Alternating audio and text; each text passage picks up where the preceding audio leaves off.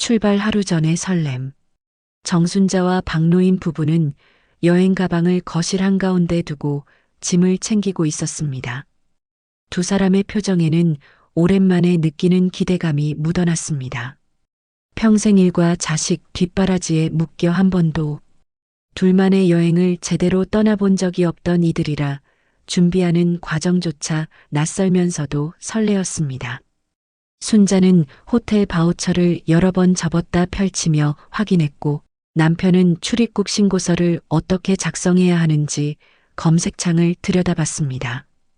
겉보기에 그저 평범한 노부부의 여행 준비 풍경이지만 그 속에는 이제야 비로소 우리 몫의 시간을 찾았다는 오랜 기다림이 있었습니다.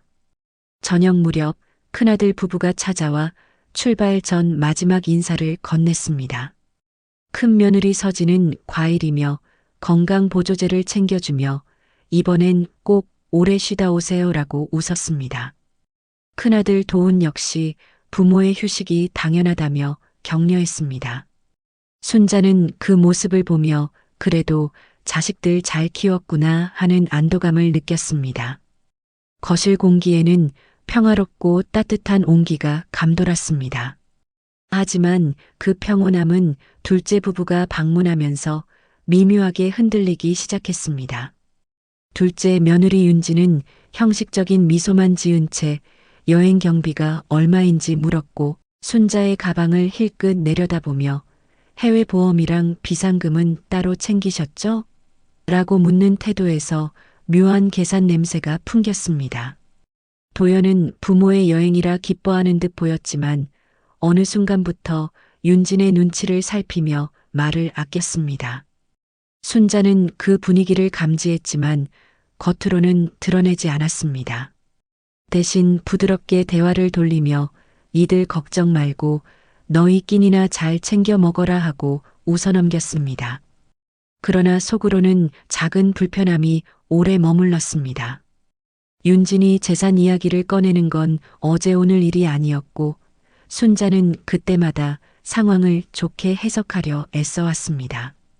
믿음이 무너지는 시작은 늘 사소하고 은근한 균열에서 비롯된다는 걸 순자는 어렴풋이 직감하고 있었지만 그 감각을 애써 눌렀습니다.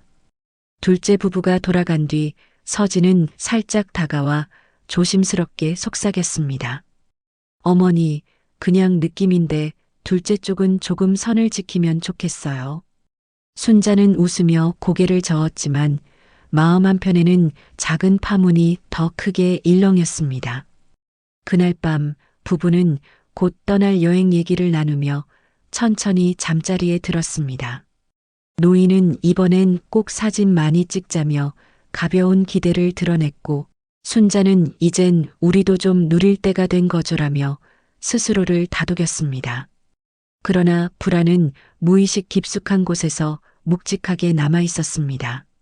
평생 믿어온 가족이라는 울타리 안에서조차 경계해야 한다는 생각은 순자의 가슴을 조용히 두드렸습니다. 다음 날 공항으로 향하는 길에 어떤 일이 벌어질지, 평생의 믿음이 어떤 모습으로 뒤집힐지 순자는 아직 몰랐습니다. 그저 여행 가방을 끌며 조금 늦게 찾아온 행복을 마중 나가는 중이라 믿고 있었습니다.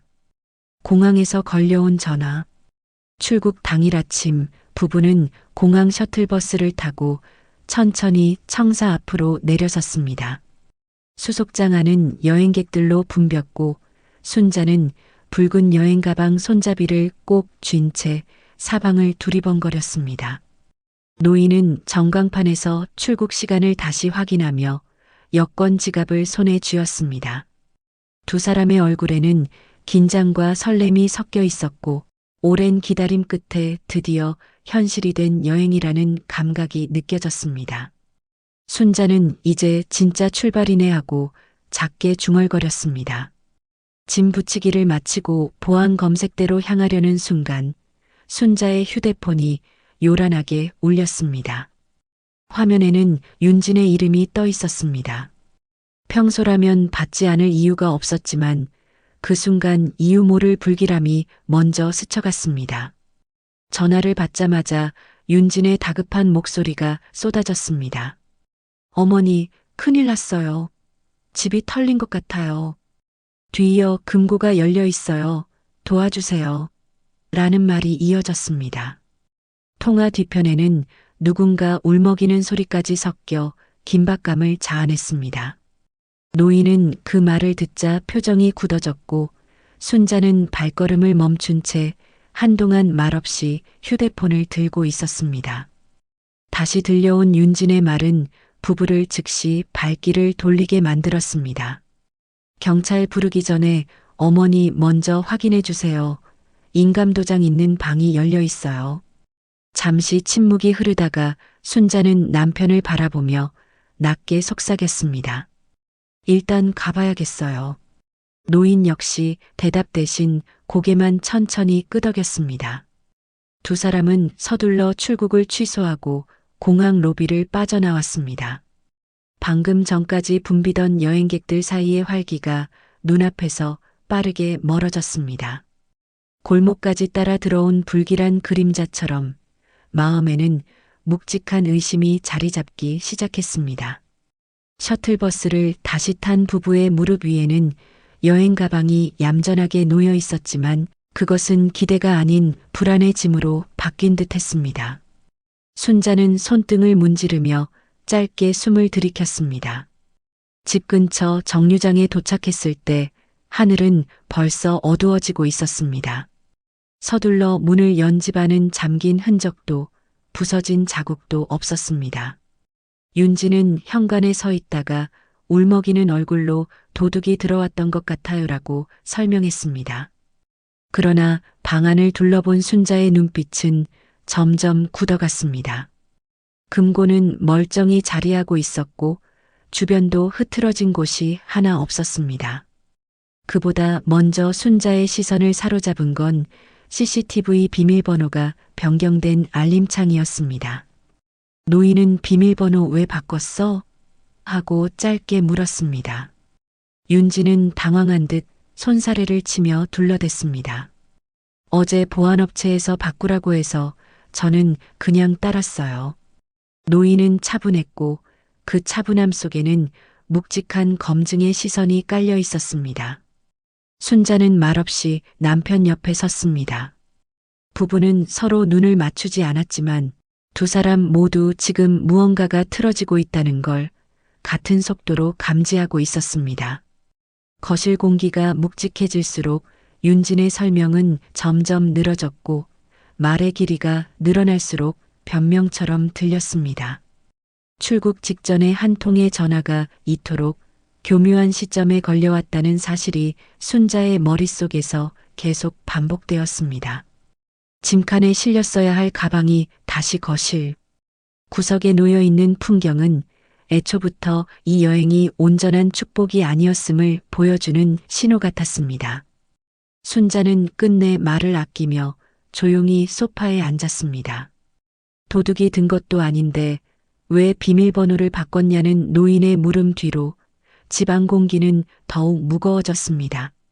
이 순간까지도 윤지는 울먹이며 자신이 피해자라고 주장하고 있었지만 순자는 이미 상황의 무게 중심이 어디로 향하고 있는지 직감하고 있었습니다. 여행이 무너진 자리에서 시작된 의심은 이제 되돌릴 수 없는 방향으로 천천히 굴러가기 시작했습니다. 차가운 의심. 집으로 돌아온 다음 날 아침 부부는 평소와 다름없이 식탁에 마주 앉아 있었지만 공기만큼은 달라져 있었습니다. 식사 동안 대화는 거의 없었고 숟가락이 그릇에 닿는 작은 소리만 간헐적으로 울렸습니다. 순자는 전날 밤 잠들지 못한 탓에 눈가가 부어 있었고 노인 역시 말은 없지만 표정이 단단히 굳어 있었습니다. 여행을 떠나지 못한 아쉬움이 아니라 어제의 전개가 너무 정확한 타이밍이었기 때문이었습니다. 평생 가족을 믿고 살아온 순자의 머릿속에는 이제 흔들릴 수밖에 없는 질문 하나가 떠올랐습니다. 그 전화 정말 우연이었을까? 오전이 되자 순자는 조용히 서류함을 열어 통장과 명예 관련 문서를 꺼냈습니다. 평소 꼼꼼한 그녀는 자주 확인하지 않아도 흐름을 기억하고 있었는데 최근 몇 달 사이 설명되지 않는 자금 이동이 눈에 띄었습니다. 더 깊게 살펴보자 며느리 윤진 이름으로 흘러간 자금 흔적이 반복적으로 나타났습니다. 단순한 생활비나 용돈이라고 보기 어려운 금액이었습니다. 순자는 손끝이 떨렸지만 호흡을 가다듬으며 천천히 파일을 정리했습니다. 이제 막연한 불편함이 아니라 근거 있는 의심으로 영역이 바뀌고 있었습니다. 그날 오후 순자는 남편 몰래 동네 이웃과 짧은 대화를 나누게 되었습니다. 집 근처 상가 주인이 며느리분이 저기 부동산 중개소에 자주 다니던데요. 몇 주 전에도 상담받는 거 봤어요. 라고 무심코 던진 말을 전한 순간 머릿속 퍼즐 조각이 하나씩 끼워 맞춰지는 느낌이 들었습니다. 순자는 얼굴에 감정을 드러내지 않으려 애썼지만 속으로는 이미 위기의 그림자가 훨씬 더 구체적인 형태를 띠기 시작했습니다. 집에 도둑이 들었다는 전화도 CCTV, 비밀번호 변경도 여행 시점에 맞춰 벌어진 움직임도 모두 한 줄로 연결되고 있었습니다. 저녁 무렵 순자는 조용히 안방으로 들어가 서랍 깊숙한 곳을 확인했습니다. 인감도장과 등기 관련 서류가 정해진 자리에 그대로 있긴 했지만 서랍이 아주 조금 비틀린 흔적이 보였습니다. 그녀는 천천히 서랍을 닫으며 입술을 굳게 다물었습니다. 지금 필요한 것은 감정적인 부딪힘이 아니라 기록과 정황이었습니다. 평생 가족 안에서 갈등을 만들지 않으려 살았던 그녀는 이 순간 처음으로 가족으로 위장한 타인을 경계하는 태세로 바뀌고 있었습니다. 그날 밤 늦게 순자는 다시 CCTV 앱을 확인하려 했지만 여전히 비밀번호가 변경된 상태였습니다. 윤지는 낮에 보안업체가 권유했다며 얼버무렸지만 순자는 그 설명이 스스로도 말이 되지 않는다는 걸 알고 있었습니다. 노인은 옆에서 조용히 아내의 표정을 지켜봤습니다. 그는 말은 아끼되 아내가 무엇을 감지했고 어디까지 확인했는지 대충 짐작하고 있었습니다. 앞서 침묵했던 이유는 모르거나 무심해서가 아니라 더 확실한 신호를 기다리는 쪽에 가까웠습니다. 거실 불을 모두 끈 뒤에도 순자는 쉽게 잠들지 못했습니다. 어쩌다 가족 안에서 이런 장면을 의심해야 하나라는 상실감이 밀려왔지만 동시에 단단히 굳어지는 결심도 따라왔습니다. 의심을 시작한 이상 끝까지 확인해야 했습니다. 확신 없이 분노했다가는 또다시 예민한 노파 취급을 받을 것이 뻔했기 때문입니다. 스스로 증거를 확보하기 전까지는 어느 누구에게도 상황을 드러내지 않겠다는 의지가 자리 잡았습니다. 순자는 이튿날 새벽 조용히 핸드폰 메모장에 타임라인을 정리했습니다. 수상한 전화 타이밍, CCTV 변경, 부동산 출입 정황, 자금 흐름까지 하나씩 기록해 나갔습니다. 증거가 모일수록 가슴은 무거워졌지만 손끝만큼은 더 단단히 움직이고 있었습니다. 그리고 마지막 줄에 짧게 메모를 남겼습니다. 이건 실수가 아니라 계획일 가능성. 그 문장을 남기고서야 비로소 눈을 감을 수 있었습니다. 이제 사건은 더 이상 조용한 불편함의 문제가 아니라 기회를 노린 침투라는 방향으로 전환되고 있었습니다. 이때부터 순자는 더 이상 의심하는 시어머니가 아니라 자신의 재산과 존엄을 지키기 위해 스스로를 방어하기 시작한 사람으로 변모하고 있었습니다. 갈등은 이미 표면 위로 올라오기 시작했으며 곧 정면 충돌을 향해 나아가고 있었습니다. 드러나는 균열. 며칠이 지나도록 둘째 부부는 아무 일도 없었다는 듯 왕래했고 윤지는 여전히 순자에게 과하게 상냥한 태도를 보였습니다. 그러나 그 태도는 예전의 자연스러운 예의가 아니라 감시하는 사람 앞에서 긴장을 감추며 유지하는 관리된 온도에 가까웠습니다. 순자는 겉으로는 평소와 다름없이 대했지만 속으로는 이미 상황을 본격적으로 확인할 준비를 끝낸 상태였습니다. 그녀는 남편과 단 한 번도 확실한 논의를 하지 않았지만 같은 결을 공유하고 있다는 직감이 불안보다 앞섰습니다. 순자는 은행 지점을 직접 방문해 통장 원본 내역을 발급받았습니다. 셀프 조회로 흐릿하게 보였던 자금, 이동 내역이 확정된 증거의 형태로 눈앞에 정리되자 침착함이 더 강해졌습니다. 일부 금액은 직접적인 인출 형식이었고 일부는 간접 경로를 거쳐 윤진 명의 계좌로 옮겨져 있었습니다.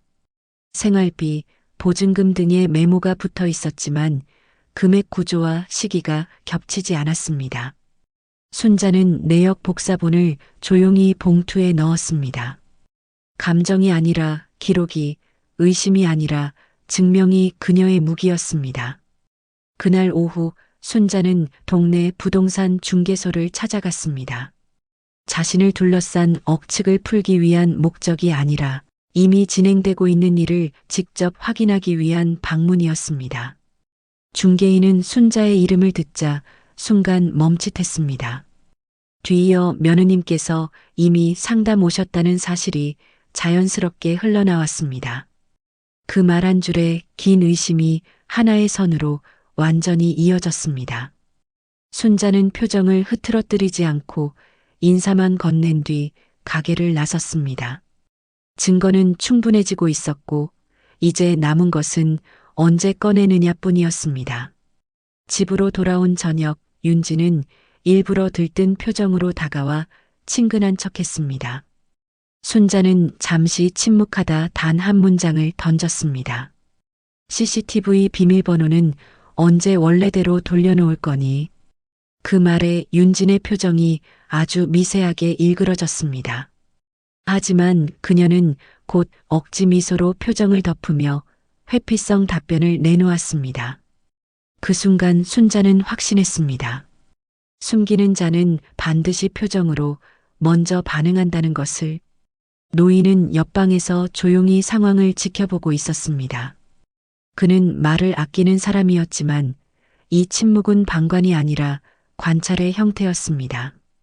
순자가 어느 순간에 무엇을 꺼내 보일지를 지켜보고 있었고 그 무게를 가볍게 넘기지 않을 준비도 되어 있었습니다. 표면적 평화는 이미 깨져 있었고 대화 테이블 아래에서는 서로가 서로를 가늠하는 탐색전이 본격적으로 진행되고 있었습니다. 그날 밤 순자는 오래 머뭇거리던 결심에 도달했습니다. 이제 더 이상 혼자 확인하는 단계가 아니라 공식적인 자리에 증거를 내놓아야 하는 시점이었습니다. 문제는 갈등이 아니라 배신이었고 갈등은 가족 안에서 풀 수 있지만 배신은 경계와 분리가 필요한 사안임을 깨달았습니다. 다음 주말 가족 식사 자리를 핑계로 모두를 모아 진실을 드러내기로 마음먹었습니다.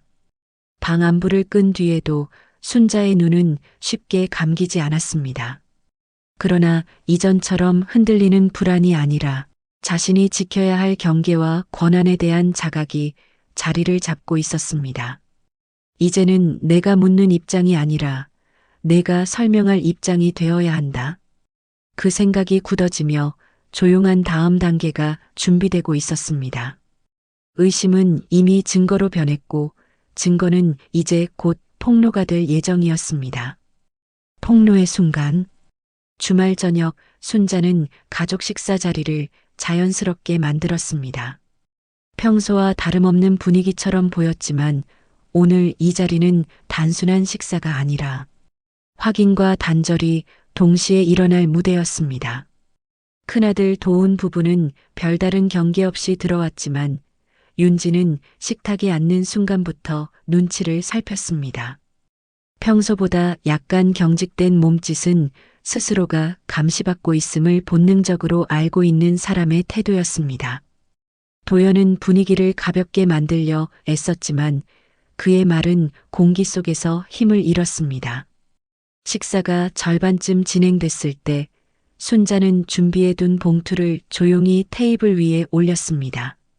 아무런 서론도 장식도 없었습니다.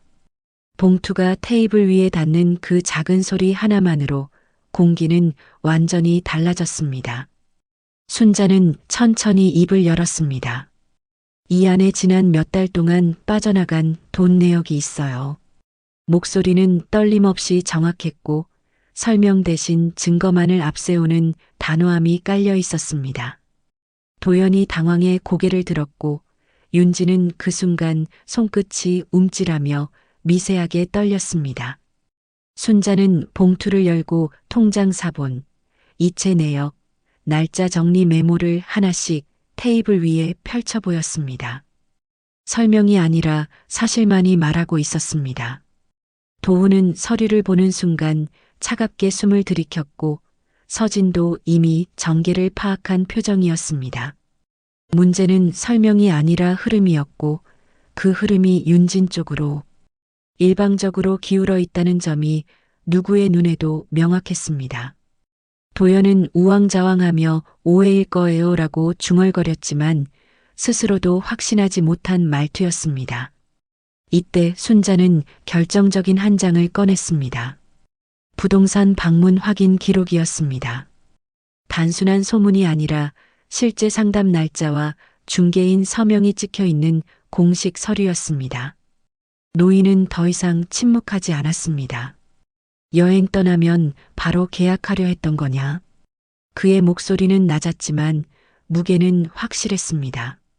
그 짧은 문장 하나가 대면 상황의 균형을 완전히 뒤집었습니다. 윤지는 처음에는 억울함을 가장하려 했습니다. 그러나 증거가 겹겹이 쌓여 있는 탁자 앞에서는 눈물도 방패가 될 수 없었습니다. 피해자 연기를 준비했던 표정은 유지되지 못했고 시선이 계속 흔들렸습니다.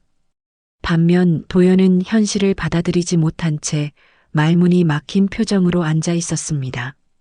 그는 아내를 감싸려 했지만 근거 없는 방언은 설득력을 잃고 허공에 흩어졌습니다. 순자는 마지막으로 CCTV 변경 내역을 언급하며 조용히 첨언했습니다. 이건 생활비가 아니라 목적이 있는 준비예요. 그 말은 비난이 아니라 판정이었고 이제부터는 감정이 아니라 결과의 영역으로 넘어가고 있음을 선언하는 경계선이었습니다. 방안의 침묵은 이전과 달랐습니다. 회피가 아니라 노출의 침묵이었습니다. 윤지는 결국 말문을 열지 못한 채 고개를 숙였습니다. 그 순간 순자는 비로소 상황이 끝난 것이 아니라 시작되었다는 사실을 깨달았습니다. 증거는 드러났고 이제 선택만 남았습니다. 이 자리에서 묵인하면 다시는 회복할 수 없고 여기서 경계를 세우면 관계의 구조 자체가 바뀌는 갈림길이었습니다. 순자는 조용히 눈을 들었습니다. 지금까지는 증명하는 자리였다면 이제는 결단의 단계로 넘어갈 순간이 다가오고 있었습니다. 폭로는 끝났고 다음은 정리였습니다. 결단의 테이블. 폭로 이후의 공기는 무겁게 가라앉아 있었습니다. 더 이상 누구도 식사에 손을 대지 않았고 테이블 위에는 서류만이 남아 상황의 결을 지배하고 있었습니다. 순자는 조용히 물컵을 내려놓고 허리를 곧게 세웠습니다. 이번 장면은 감정 싸움이 아니라 재산권의 주체가 누구인지 다시 선언하는 절차라는 걸 스스로 분명히 하고 있었습니다. 남편 또한 팔짱을 끼고 앉아 있었지만 그 침묵 속에는 아내의 결정을 따라가겠다는 묵직한 동의가 깔려 있었습니다. 순자는 먼저 둘째 아들을 바라봤습니다. 도연은 여전히 현실을 미처 따라잡지 못한 표정이었고 그의 시선은 서류와 윤진 그리고 부모 사이에서 오갈 곳을 잃고 흔들리고 있었습니다. 그가 아무 말도 하지 못하는 동안 윤진은 스스로의 표정을 다듬으며 억지로 체면만 유지하고 있었습니다. 그러나 한번 드러난 본질은 다시 감출 수 없었고 순자는 그 점을 분명히 알고 있었습니다. 순자는 준비해둔 두 번째 봉투를 꺼냈습니다. 이번 봉투 안에는 기존 상속 계획서를 폐기한다는 내용, 그리고 재산을 일부 사회복지재단 기부 방향으로 전환하는 사전 초안이 담겨 있었습니다. 노인은 고개를 끄덕이며 짧고 굵게 말했습니다. 우린 더 이상 남의 이름으로 살 생각 없습니다. 그것은 부부가 한 목소리로 내린 선언이었습니다. 상속이나 가족이라는 말이 아닌 주인이라는 단어가 그 안에 묻혀 있었습니다. 도연은 충격에 얼어붙어 있는 모습이었지만 순자는 그를 위로할 생각도 변명할 여지도 주지 않았습니다. 이미 증거는 있고 기회는 충분히 주어졌고 설명은 스스로 무너졌기 때문이었습니다. 감정이 개입될 여지는 사라졌고 지금 이 장면은 판단의 자리가 아니라 결정의 자리였습니다.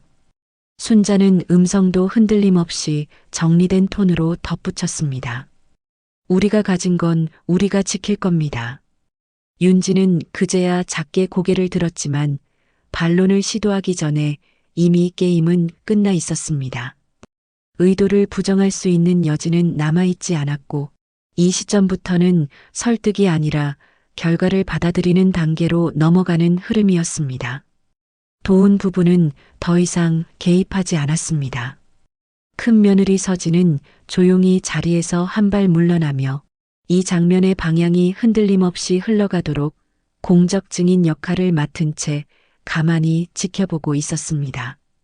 순자는 끝으로 가족 간 연락과 재산 관련 권한을 전면 재정비할 예정이라고 밝혔습니다. 사실상 신뢰의 철수 선언이자 관계 권리의 분리 절차였습니다.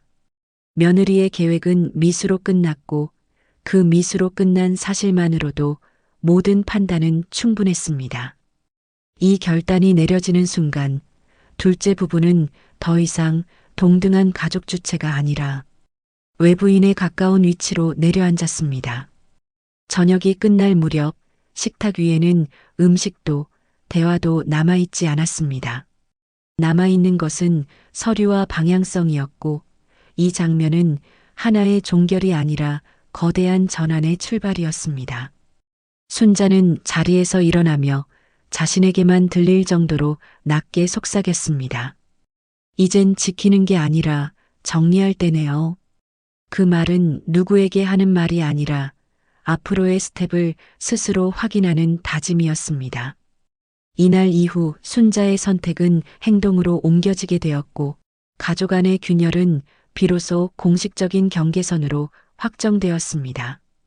관계는 남지만 권한은 이동했고 사랑은 남아도 신뢰는 회수되었습니다. 이제 다음 단계는 후속 조치였습니다. 파열과 후폭풍, 폭로와 결단 이후 집안의 공기는 완전히 다른 결로 굳어졌습니다. 겉으로는 여전히 가족의 형태를 유지하고 있었지만 관계의 무게 중심은 이미 이동한 상태였습니다. 둘째 부부는 그 자리에서 즉시 말을 아끼고 물러났지만 다음 날부터 윤진의 태도는 빠르게 변했습니다. 그녀는 억울함을 내세우는 방향으로 태세 전환을 시도했고 그건 시어머니가 오해한 것이다라는 식의 말을 이웃과 친척에게 흘리기 시작했습니다. 그러나 이미 증거가 공개된 이상 그 억울함은 설득이 아니라 포장에 가까웠습니다. 순자는 적극적으로 움직이기 시작했습니다. 행정 절차에 따라 인감 등록을 임시 동결했고 부동산 관련 열람 권한을 전면 회수했습니다. 은행 자산 역시 공동 접근 권한을 모두 해제하며 안전장치를 겹겹이 쳤습니다. 불신의 방어가 아니라 권한의 회수가 본격적으로 진행된 것입니다.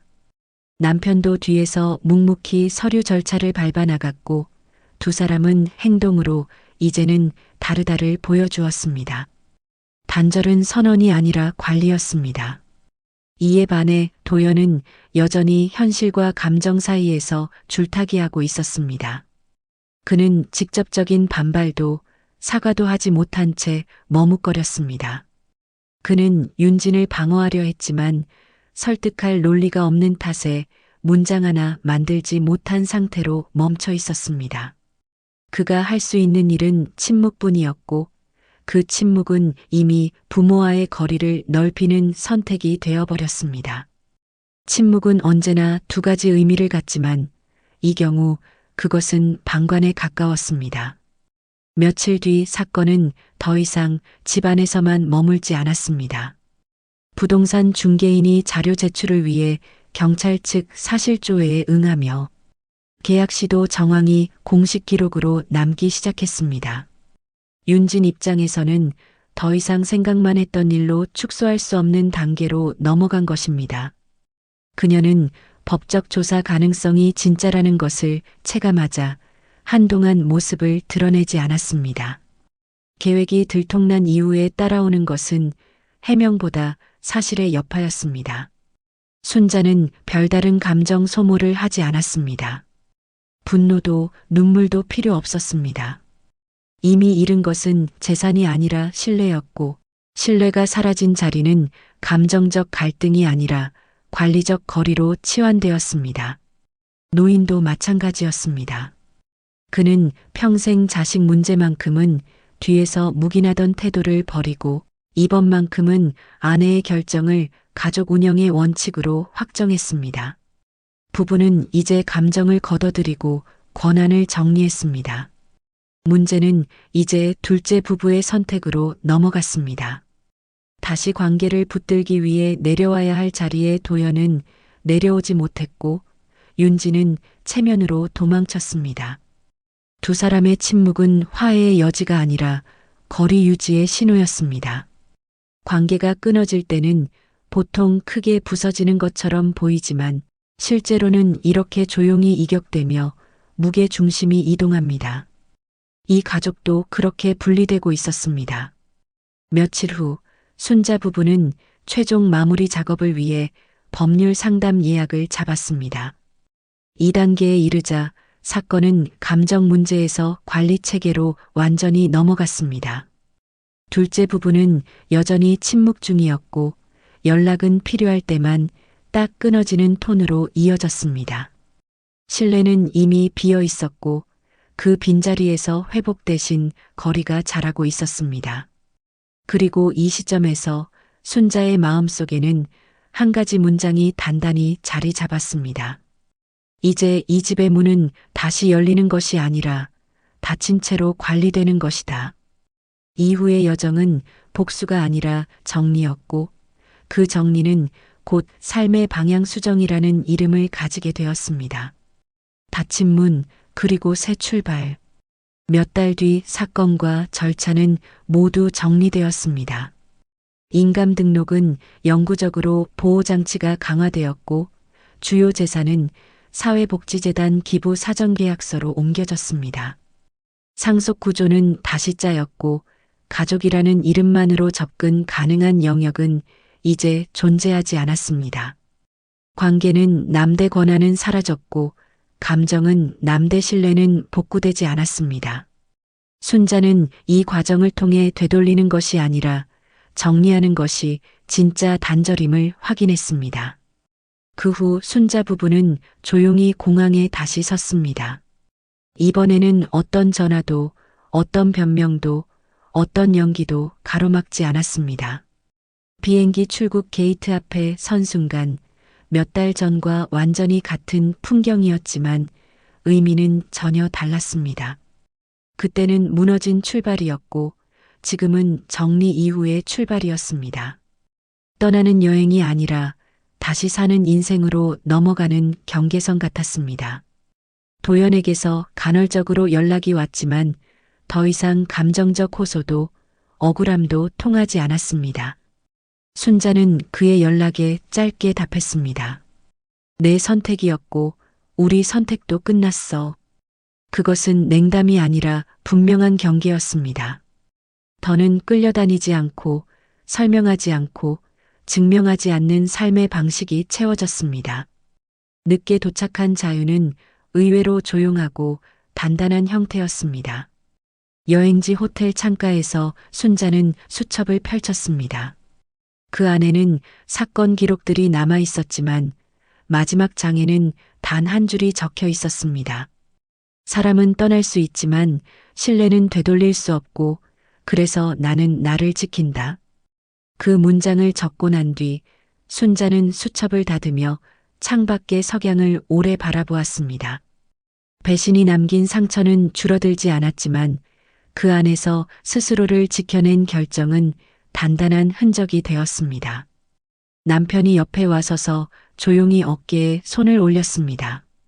말이 필요하지 않은 순간이었습니다. 서로를 확인시키는 건 말이 아니라 시간과 곁이었습니다.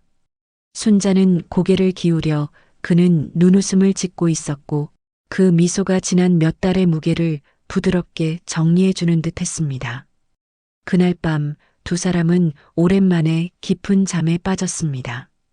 다음 날 아침 이른 햇살이 호텔 커튼 사이로 스며들었고 그 순간에서야 순자는 비로소 이런 생각에 닿았습니다. 이제 시작이구나. 여행은 목적지가 아니라 자기 삶의 주인으로 돌아오는 증명이 되었고 잃은 것은 금전이 아니라 관계였으며 되찾은 것은 평화였습니다. 그렇게 오래 기다려온 진짜 여행이 이때서야 비로소 시작되었습니다.